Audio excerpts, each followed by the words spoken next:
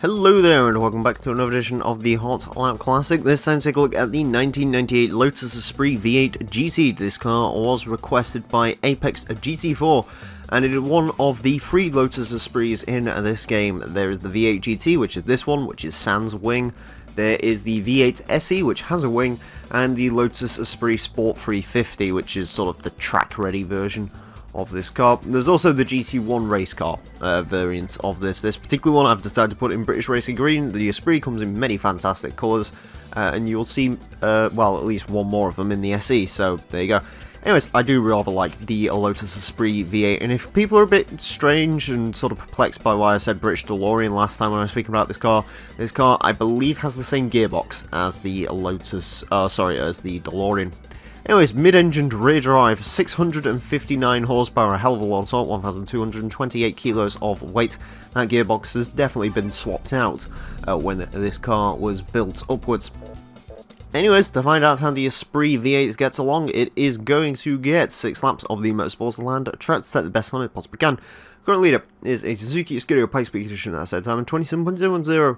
The Lotus Esprit unlikely to beat that. The Lotus Esprit, it really depends if this thing is controllable. We have seen mid-engine cars do very well. Ooh. It probably will do a lot better if I don't clip the grass. We've seen various mid-engine cars do extremely well around this track.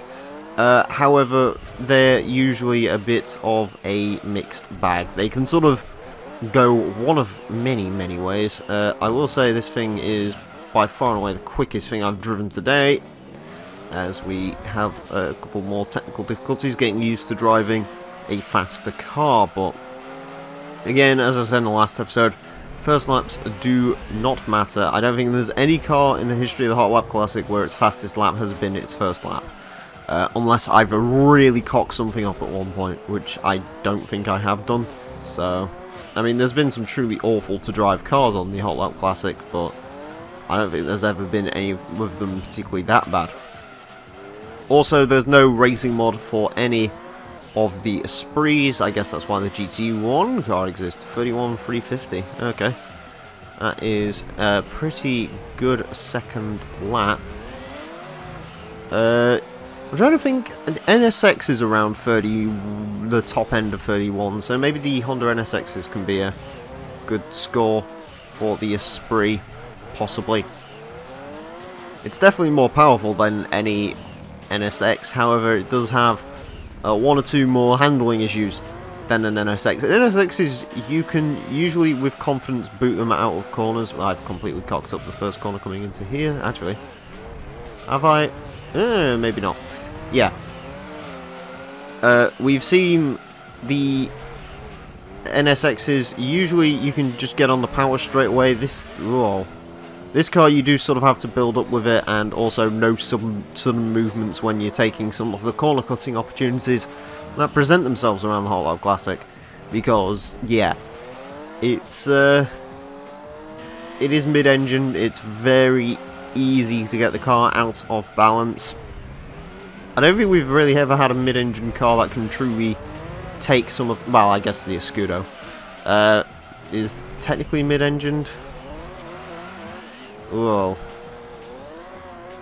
I think that's the first time I've ever gained height on that particular corner. Yeah, hopefully I can pull something out of the bag for the last lap with our Lotus. Let's see what we can do. Come on, Lotus. Pride of Britain here. And France. And technically the V8 in this is American, so yeah. The pride of many... The League of Nations is all riding on the mighty Lotus Esprit V8 GT. Ooh, God, there we go. No, a little bit of wheels on the grass. That probably hurt the lap time a little bit. Coming around here. Go, go, 31,299. And there would have been more time in that if I didn't get wheels on the grass on that little bit there. To be fair though, that's not a time to shake your head at. That is pretty decent as far as this car's considered, because to be honest with you, I really was not expecting this car to be nearly that good. I was expecting this to be actually pretty awful, but you know, once you've got it under control, it's not too terrible. A 31.299 is going to put it into, where are we looking here? 299. Oh, actually, that's a pretty darn good time. It goes in between the Dodge Viper GTSR Timberica and the R390 road car, which that is actually a really good time. Actually beats out an NSX, the MR2s, pretty much the most powerful MR2s, Lancia Stratos. Yeah, I don't think there's that much mid-engine that would have actually been quicker than that. A couple of the NSX race cars, the Vector, and the GT40, and that's about it as far as I can see. I'm sort of scrolling up quickly, but nevertheless, yeah, solid time from the Esprit V8 GT. Anyways, I want to thank you all very much for watching this edition of the Hot Lap Classic. Next time, I can't actually remember what the car is, so I can't give you a clue on it. Sorry, until next time, farewell.